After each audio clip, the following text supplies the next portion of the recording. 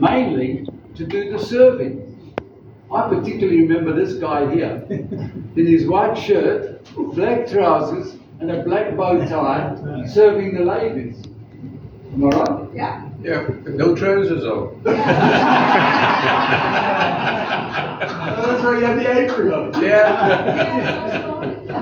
But that was all organised by Steve. And he kept it going. What about Christmas? What about the Christmas dinners? They were, I mean, these are wonderful memories of Steve. He got into that kitchen on Christmas morning. He bought 10 or 12 chickens, turkeys rather, and members volunteered to cook them at home. No? Yeah.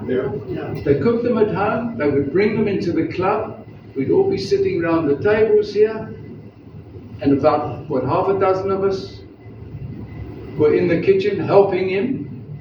And he's giving instructions, you do the Brussels sprouts, and you clean the potatoes, and he's organising the whole thing. And he did it very well. I mean, he was a very competent chef. And then we had a wonderful Christmases. I don't know, I can't remember how many years that went on for, but it was at least 10 years. Oh, do you remember? Yeah, absolutely. It's very hard. I've found it very hard to sit and think about what a great guy he was.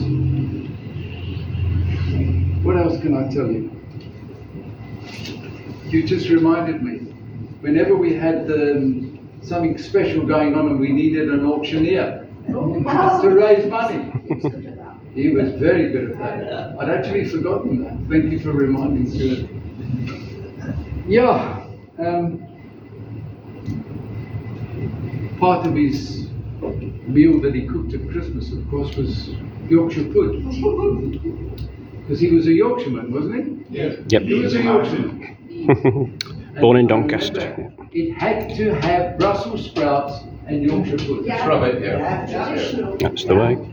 We all agreed, of course. And it tasted wonderful, wonderful. I actually found Steve in St. Francis a little while ago because I needed to discuss the time his presidency because of writing this history book that I'm doing, which is now finished. And he said, he made some interesting comments actually.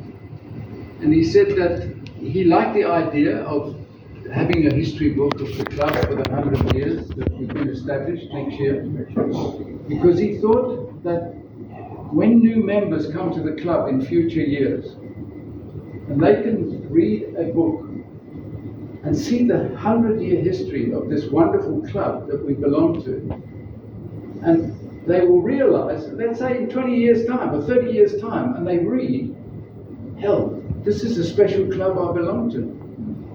And I think that was a nice thought that Steve had there, and I think it will be nice. I just hope that next year we can get our lease renewed. That's going to be a very important thing for the present committee to sort out. Then They're on it. Huh? They're on it. Now we're on it. Good. Yeah. Then we also discussed, we were talking about the cups. He said to me, have I done anything about the cup? I said, well, I've included in the history, these cups in our trophy cabinet here are 70 years old. They were first presented in the 50s, some of them. And he said, sportsmen play their sport and strive to win trophies and cups. He's right.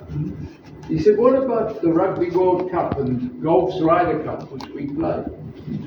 Which Steve was one of the guys instrumental in starting the Ryder Cup.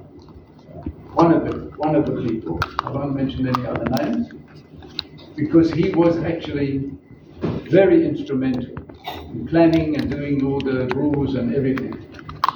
Anyway, I'm getting off the subject, and cups like we have people winning Wimbledon. What is the big thing? Is that trophy. They stand there with the cup. And he said, now, what about bowls? he said it's a pity that the cups and the shields are no longer presented and engraved with the club's competition's champions. And I think he's right. It was part of the history of the club. And we stopped doing that. And he said, maybe that's worth thinking about, and maybe the committee would like to think about that. It's a lot of work. It's not easy. But in years to come, Well, you have the honours board. we've got the honours board, Yeah. but there's nothing like a cup. You know that? You stand there and you hold up the cup, and these cups have actually got, most of them have got the competitions written on them. Knysna Bowls Club, singles champion or ladies, whatever, they're there. Anyway, he made that point. He also said